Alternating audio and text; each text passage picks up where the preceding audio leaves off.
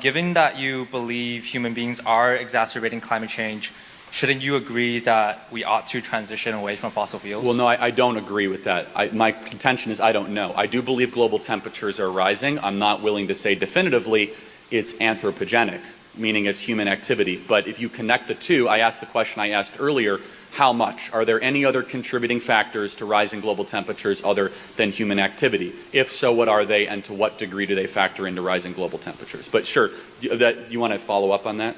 Yeah, I was wondering, how can you not know whether climate change is happening when a recent survey of 88,125 climate-related studies done by Institute of Physics cites that more than 99.9% of peer-reviewed scientific papers agree that climate change is caused by human activities? How much?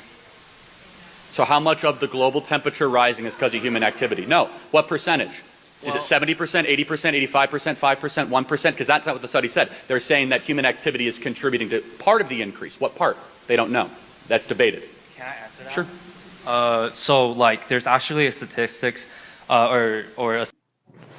Hey Veracity, welcome back to the channel. It's a girl VeraMoore, and I'm back with another reaction video.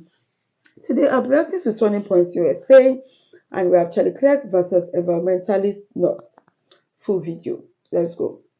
Study done that suggests that climate-related disasters are 8 times more likely than in 1980s. Well, hold on a second. You know that we have less people dying because of quote-unquote climate-related disasters thanks to fossil fuels. We have less people dying because of extreme exposure to cold, hurricanes, because of the advancements we have thanks to fossil fuels.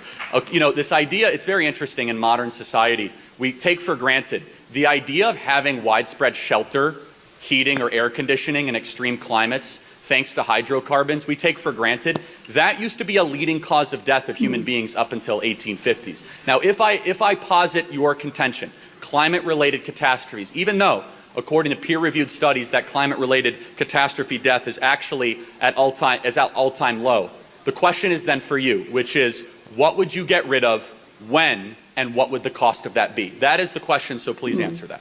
Well, I was just wondering, like, you know, you didn't really answer my question, but I was, obviously I can't give you like exact percentage of numbers, but I do think that we ought to transition away from fossil fuel, right? Like, I'm not against growth or development. I obviously agree with you that, you know, the Industrial Revolution, like economic growth is good. It's lifting people out of poverty. That's obviously good, right?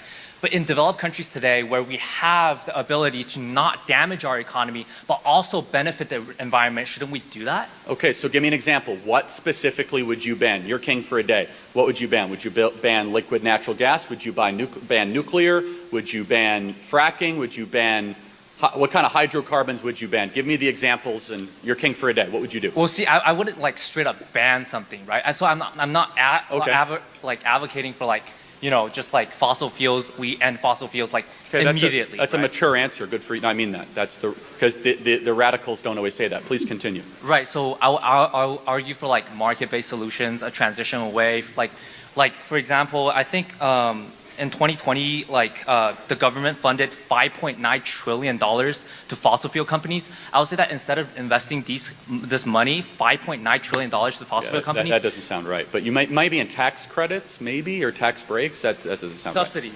Subsidies. No, that's 5.9 billion, probably not trillion. There's no way. It's trillion. Yeah, well, the federal budget was 3.8 trillion. So there's no way we spent more than our federal budget. No. But I'm going to help you out. It's probably billion. Did you say trillion or billion? It's trillion. It's done by the International Monetary Fund, and probably it's not. It's not possible. I mean, I'm sorry to. I'm not saying just in the United States. Oh, okay, worldwide. All right, then that might be conceivable. Right. Sure. So I mean, yeah. But anyways, so I would say instead of subsidizing these fossil fuels companies, I would say that take these subsidies to renewables and other forms of cleaner energy that would be beneficial to the environment while still pertaining economic Fair enough. Last question. So where do we get the cobalt to make the batteries, and what do we do with them? No, I'm asking. Where do you recommend we get the cobalt to make the batteries? Wait, can I answer? So, like, your argument is about this mining argument, right? Like. No, I'm asking a question, dude. Like, where do we get it from? Yeah. So then, how about this? How? Answer his question, dude. Like, somebody has to say it. Answer the question. Oh my goodness. You see, these woke college students, they are just so hilarious, honestly. But this one is actually polite, which is cool. Actually, it's not yelling, it's not shouting. They are basically having a discussion. So let's go on, guys. How and where should we dispose of the incredibly acidic, sometimes radioactive batteries that electric vehicles use? Where should we dispose of them? But that argument, you see, it's a straw man because you're just. Answer the question. No, I am answering question.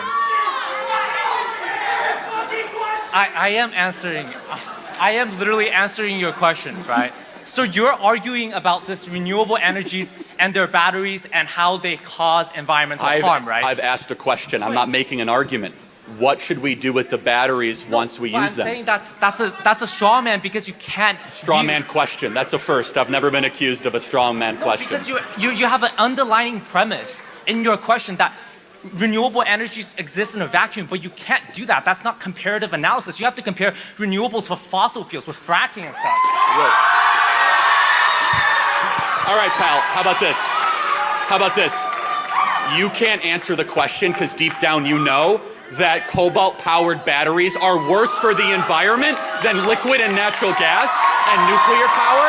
So you come up on here to try to virtue signal, I love the environment, but as soon as you ask me about the incredibly environmentally inefficient, destructive, animal-killing, acidic-producing batteries, you're a strong man. You're out of time. Thanks for being here tonight. Next question. Hey, Charlie.